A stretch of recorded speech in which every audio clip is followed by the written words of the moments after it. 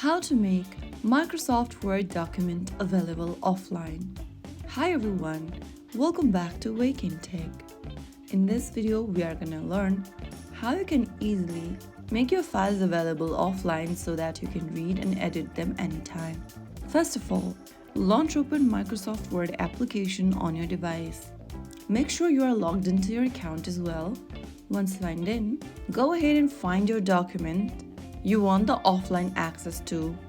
After opening up the document, go ahead and tap the three dots at the top right corner.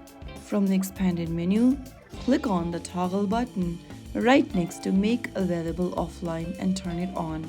Once you have the switch enabled right next to Make Available Offline, the file now will be stored on your device.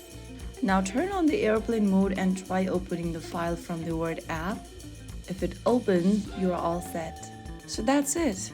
That's how you easily make your Word document available offline on your mobile device. If you found the video helpful, don't forget to like, share and subscribe to our channel. I will be back in the next video. Thank you for watching.